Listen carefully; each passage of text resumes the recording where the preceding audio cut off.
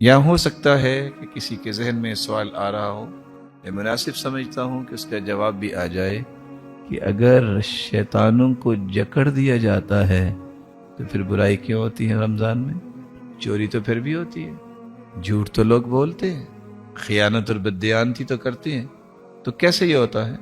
صحیح بخاری کی ایک دوسری روایت ہے جس میں اس بات کا تذکرہ ہے کہ اللہ عز وجلال مردۃ الشیاطین، وہ شیاطین جو سرکش ہیں ان کو جکڑتے ہیں، چھوٹے شیطانوں کو نہیں جکڑتے۔ اور ابلیس، اس کو تو ویسے قیامت تک اجازت ہے کہ وہ کسی کو ورغلا سکتا۔ اور تیسری بات، بعض برائیاں ایسی ہوتی ہیں اس میں شیطانوں کی ضرورت نہیں ہوتی، اور ہم سمجھتے ہیں کہ ابلیس ہی آئے گا تو یہ برائی کروائے گا۔ کچھ انسان بھی شیطانوں کا روپ بنا لیتے ہیں۔ آپ کہیں گے یہ کیا بات ہوگی؟ ہوا یہ کہ سیدنا ابو ذر رضی اللہ تعالیٰ عنہ کہتے ہیں میں مسجد میں گیا تو سرتاج رسول تشریف فرما تھے، تو میں آپ کی خدمت میں پیش ہوا تو آپ صلی اللہ علیہ وسلم صحابہ سے یہ کہہ رہے تھے تعوذوا باللہ من شیاطین الانس والجن، اللہ کی پناہ طلب کیا کرو۔ کن سے پناہ طلب کیا کرو؟ شیطانوں سے جو انسانوں میں سے بھی ہے اور جنوں میں سے بھی۔ تو مجھے بڑا تعجب ہوا، میں نے فوراً سوال کیا یا رسول اللہ اول الانس الشیاطین، کیا انسانوں میں بھی شیطان ہوتے ہیں؟ یہ تو سنا ہے کہ قرآن نے کہا ہے ففسق عن امن ربی، کہ شیطان جو ہے یہ جنوں میں سے تھا، کیا انسانوں میں بھی شیطان ہوتے ہیں؟ تو آپ نے فرمایا ابو ذر آپ نے قرآن نہیں پڑھا؟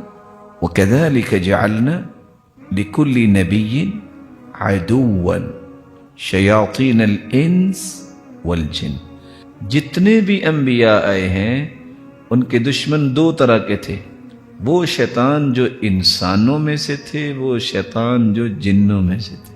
تو انسان بھی شیطان ہوتے ہیں جو آپ کو نماز سے دور کریں گے، جو آپ کو قرآن سے دور کریں گے، وہ شیطانی کردار ہی ادا کر رہے ہوتے ہیں۔ بلکہ کوئی بھی یہاں نہیں بیٹھا ہوگا، سب اللہ تعالیٰ ان کو سلامت رکھے، آخری صورت تو ہر ایک کو یاد ہے نا، تو ہم کیا کہتے ہیں قل اعوذ برب الناس، کہہ دیجئے میں لوگوں کے رب کی پناہ میں آتا ہوں، ملک الناس جو پوری انسانیت کا مالک ہے، الہ الناس تمام لوگوں کا معبود برحق ہے، کس سے؟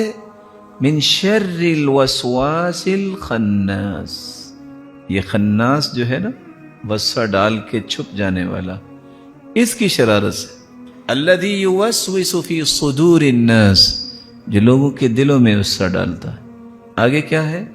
من الجنتی والناس، جنوں میں سے بھی ہے اور انسانوں میں سے بھی ہے۔ تو اس لیے یہ گناہ ہوتے ہیں کہ کچھ شیطان کے پالتو بھی ہوتے ہیں، کچھ شیطانوں کا کردار بھی اختیار کر لیتے ہیں۔ اس لیے رسول اللہ صلی اللہ علیہ وسلم نے کتنی بڑی بات کہہ دی کہ کتنے لوگ آپ کو نظر آئیں گے، ہوں گے انسانوں کے جسم، لیکن قلوبہم، ان کے دل کہ قلوب الذئاب، ان کے دل بھیڑیوں جیسے ہوں گے۔ بھیڑیے کا کام کیا ہوتا ہے؟ صرف نقصان دینا۔ وہ مسلمانوں کو اور اہل اسلام کو صرف نقصان دینا چاہیں گے۔